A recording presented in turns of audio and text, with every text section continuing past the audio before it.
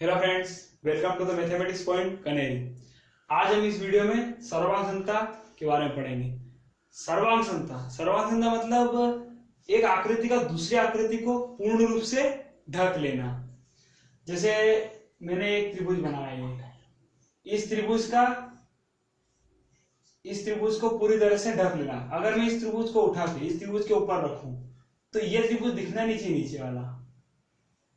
मतलब ये साइड हमारी इस साइड के बराबर होनी चाहिए, ये साइड इस साइड के और ये साइड इस साइड के बराबर होनी चाहिए। और ये कोण इस कोण के बराबर होना चाहिए, ये कोण इस कोण के बराबर होना चाहिए, ये कोण इस कोण के बराबर होना चाहिए।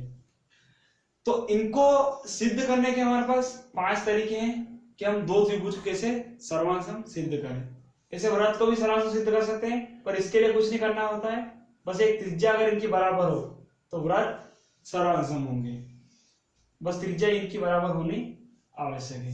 तो हम त्रिभुज के बारे में पढ़े। इससे पहले आप एक चीज समझ ले कि संगत भुजा और संगत कोण क्या होता है। संगत भुजा, अगर हम इस त्रिभुज में ए बी अगर भुजा लें तो इसमें हम पी क्यू लेंगे। इसमें हमने ए बी, इसमें क्या लेंगे पी क्यू। मतलब ए बी पी क्यू की संगत भुजा है। ऐसे ही बीसी किसकी होगी, क्यू आर की संगत भुजा, और ऐसी पी आर की संगत भुजा। अब संगत कोण, कोण ए संगत कोण किसके, कोण पी के संगत है, और बी क्यू के संगत, और सी आर के संगत है। अब हम दो त्रिभुज को सर्वांग कैसे करते हैं देखते हैं।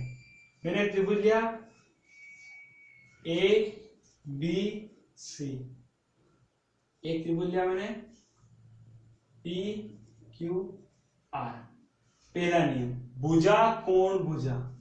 अगर हमें पता है कि ये भुजा इसके बराबर है, ये भुजा इसके बराबर है, और ये कोण इसके बराबर है, तो हमारा नियम लागू होगा भुजा कोण भुजा। कैसे, एक भुजा और बीच में कोण आ रहा है और दूसरी भुजा, तो भुजा कोण भुजा। अगर हम ये भुजा नहीं लेते और ये भुजा लेते तो भुजा भुजा कोण होता है, या फिर कोण भुजा भुजा। यहां ध्यान रखना, बीच में अगर आए तो भुजा कोण भुजा, जो बीच में आए वो बीच में दिखाएगा यहाँ भी। ये हमारा पहला रूल हो जाएगा। अगर हमें तीन चीज बराबर मालूम हो तो हम इस थ्योरम के द्वारा, इस प्रमेय के द्वारा इसको सिद्ध कर सकते हैं। अगला ये वाला, एक त्रिभुज लिया पी क्यू आर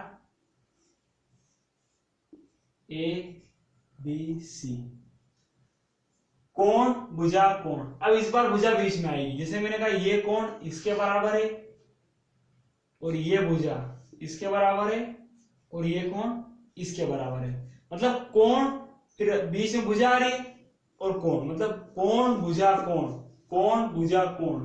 मतलब ये इससे सिद्ध होगा। अगर हमें पता हो कि ये कोण इसके बराबर है, ये भुजा इसके बराबर है, ये कोण इसके बराबर है, तो अगला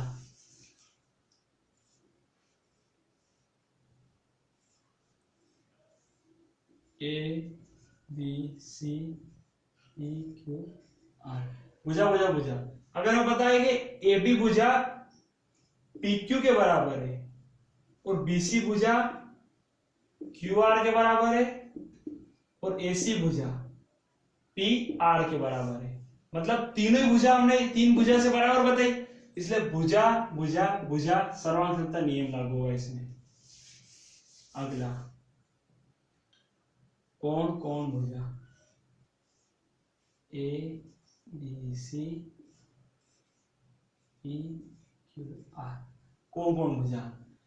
ये कोण हमारा इससे बराबर हो गया और एक ये कोण इससे बराबर, लेकिन इस बार ये भुजा नहीं होगी। अगर ये भुजा होती तो हमारा कोण भुजा कोण वाला हो जाता। इस बार भुजा ये बीच वाली नहीं आएगी, बाहर इन दोनों में से कोई सी एक आएगी।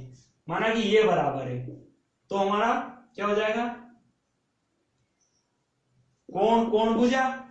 ऐसे बोल सकते हैं भुजा कोण कोण, इसे उल्टा लिख सकते हैं भुजा कोण कोण, दोनों तरीके। मतलब कुल मिलाकर ये इसके अंदर नहीं आ रहा है, ये कोण एक तरफ हो गए और भुजा एक तरफ हो गई, ये हमारा हो जाएगा ये कोण कोण भुजा समरूपता नियम से। और हमारा लास्ट है समकोण कर्ण भुजा। इसमें हमें समकोण त्रिभुज ही मिलेगा हमेशा। मान लो कि ये एक त्रिभुज हो गया, और ये A B C P Q R. समकोण, समकोण तो एक ये कोण इसके बराबर हो जाएगा, समकोण मतलब 90 डिग्री हो जाएगा, एक तो ये इसके इक्वल बराबर, और कर्ण एक हमारा कर्ण बराबर होगा, फिक्स है। इसने बोला समकोण कर्ण, फिर ये कोई सी भुजा, ये भुजा हो सकती है इसके इक्वल, या फिर ये इसके इक्वल, मतलब इन दोनों में से कोई एक आएगी, पर ये दोनों फिक्स है क्योंकि समकोण कर्ण भुजा। तो ये हमारा हो जाएगा समकोण कर्ण भुजा सर्वसमता नियम से। Thank you.